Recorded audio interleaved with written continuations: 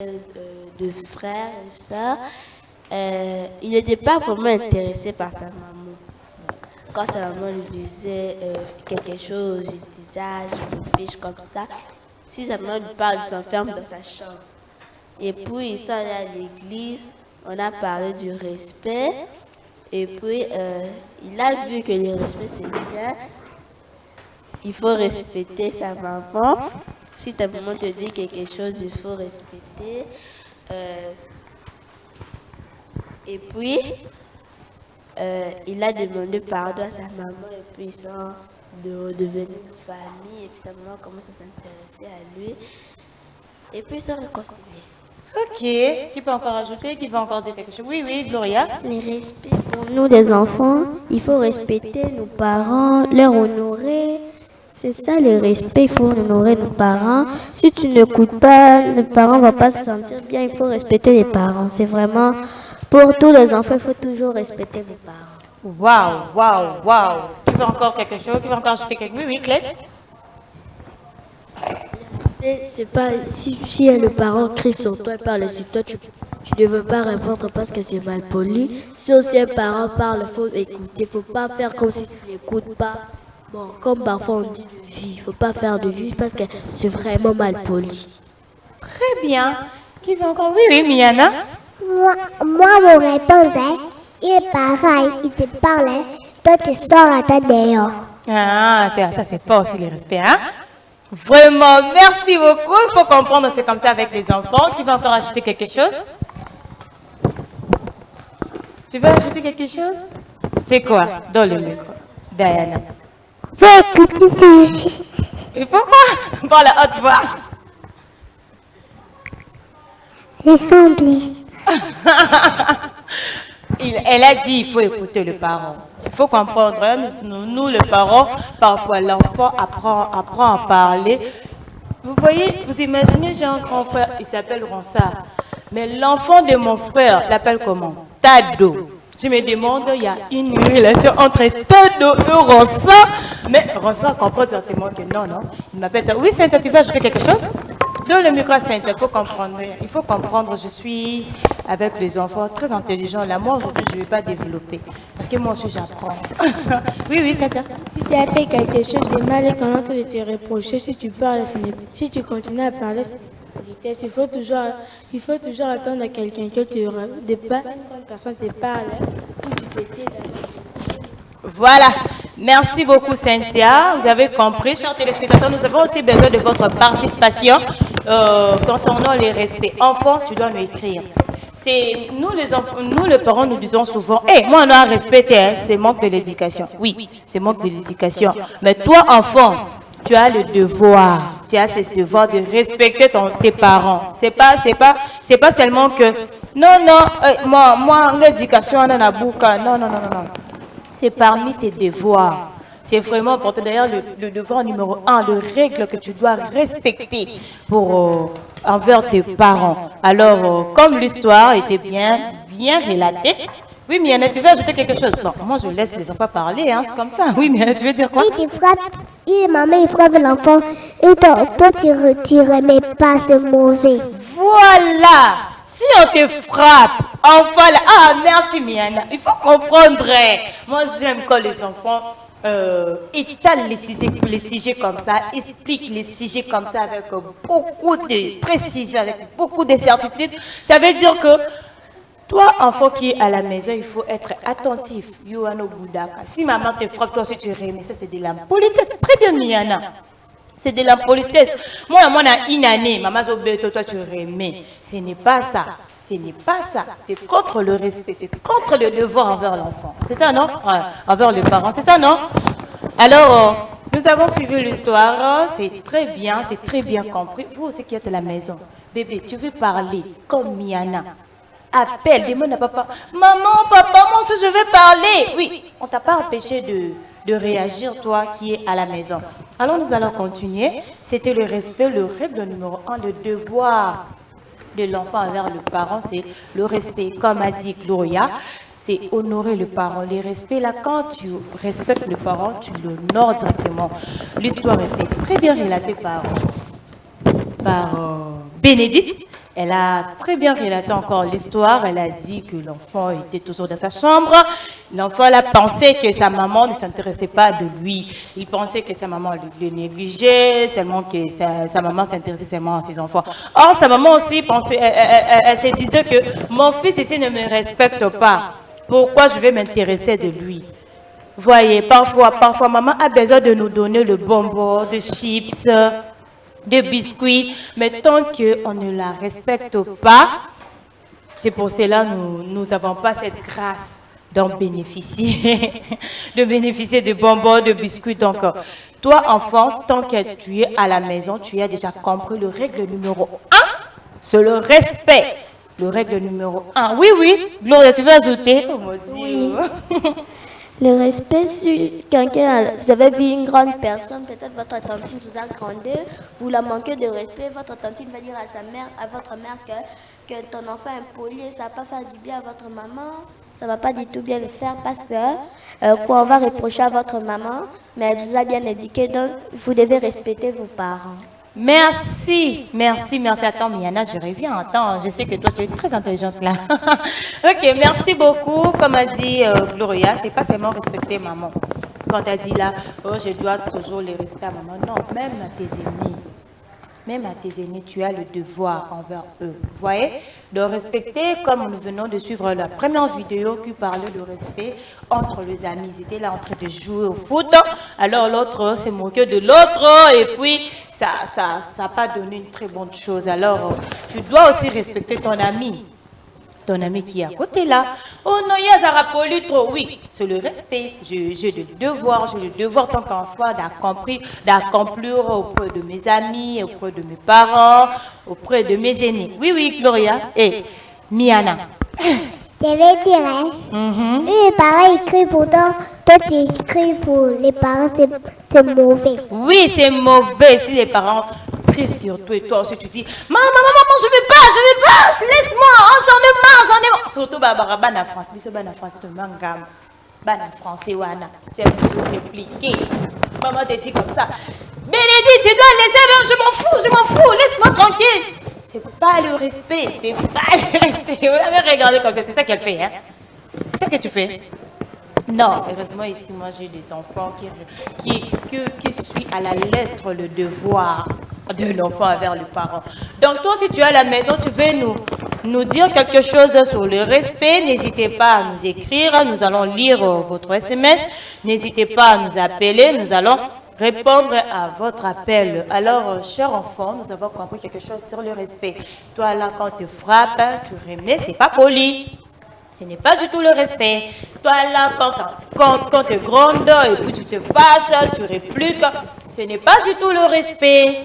Donc, c'est le premier devoir de l'enfant envers le parent et ses aînés, pourquoi pas son entourage. Donc, nous allons passer à la deuxième, qui a le numéro 2, qui a le numéro 2, qui a le numéro 2. Oui, tu peux lire c'est quoi? L'obéissance. L'obéissance. Avant que nous puissions développer ce sujet, comme nous avons toujours l'habitude de balancer des vidéos pour que nous puissions bien les comprendre, il y a certaines vidéos qui vont nous parler des sujets directement que nous allons développer. Il y a certaines qui vont nous parler qu'un seul sujet que nous allons développer aussi. Nous allons un peu faire appel à Tonton Konde de nous balancer une vidéo qui parle de l'obéissance. Après, nous allons développer encore ces sujets. Tonton Konde. Dieu résiste aux orgueilleux, mais il fait grâce aux humbles. Il pardonne celui qui croit que son cœur est mauvais. Il a besoin de paix. Patrick apprend à obéir. Patrick, le dîner est prêt, crie maman. Viens te laver les mains.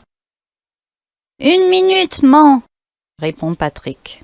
Mais il faut attendre 10 bonnes minutes avant de le voir arriver à la porte de la cuisine. C'est toujours la même chose. Chaque fois qu'on appelle Patrick, il répond automatiquement « 1 minute ». Patrick est un charmant petit garçon, vif et intelligent. Il a une abondante chevelure rousse, de grands yeux marrons, des taches de rousseur partout sur la figure et sur les bras. Toujours joyeux, il sourit ou siffle sans arrêt, sans cesse prêt à rire et à jouer. L'été précédent, il est allé au camp biblique de jeunes. Il a compris qu'il a besoin d'un sauveur et il a ouvert à Jésus, le sauveur envoyé de Dieu, la porte de son cœur. Depuis son retour du camp, Patrick essaie vraiment d'être sage et de faire plaisir à son sauveur. Mais c'est plus fort que lui. Si on l'appelle, il répond « 1 minute !» et continue à jouer encore un bon moment. Si maman lui demande de surveiller le bébé, de ramasser ses jouets, de ranger sa chambre, de sortir la poubelle, de mettre le couvert ou d'aller chercher le courrier dans la boîte aux lettres, c'est toujours 1 minute. Avec son papa, c'est pareil. Faut-il ratisser les feuilles, apporter le journal ou donner à manger au chien? C'est « Oui papa, 1 minute !» 1 minute, c'est son mot favori, le mot qu'il emploie tout le temps. Ce qu'il est en train de faire l'absorbe tellement qu'il ne s'aperçoit pas qu'il devient égoïste et désobéissant. Il veut faire ce qui l'intéresse sans être interrompu.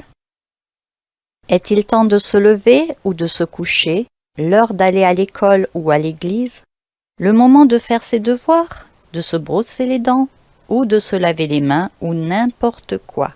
C'est toujours la même réponse. 1 minute! C'est devenu une très mauvaise habitude. Naturellement, les parents de Patrick en sont désolés, mais ils ne savent pas quoi faire pour l'en corriger. Ils ont tout essayé, gronderie et punition, mais c'est toujours en vain. Ils l'ont même privé de visite pendant plusieurs semaines. Ses camarades n'ont pas pu venir jouer avec lui et il n'a pas pu aller jouer chez eux. Mais cela ne change rien. Par une magnifique matinée d'été, maman lui a demandé plusieurs fois de l'aider. Mais elle a toujours reçu la même réponse. 1 minute, maman. Désespérée, la maman se met à prier. Seigneur, que dois-je faire? L'école va recommencer, et s'il n'apprend pas à obéir, cette mauvaise habitude de toujours remettre à plus tard lui jouera de mauvais tours. C'est un si brave garçon, je l'aime tendrement, mais je t'en prie, Seigneur, montre-moi comment faire pour lui apprendre l'obéissance. Bonjour, maman, qu'est-ce qu'il y a pour le dîner? C'est Patrick, à la porte de la cuisine, qui pose la question. Maman se retourne, le regarde, il est tout joyeux, ses grands yeux brillent de plaisir, mais ses habits sont sales et ses chaussures pleines de boue. Patrick, dit-elle, il y a au moins 10 minutes que je t'ai appelé pour que tu te nettoies avant de venir à table.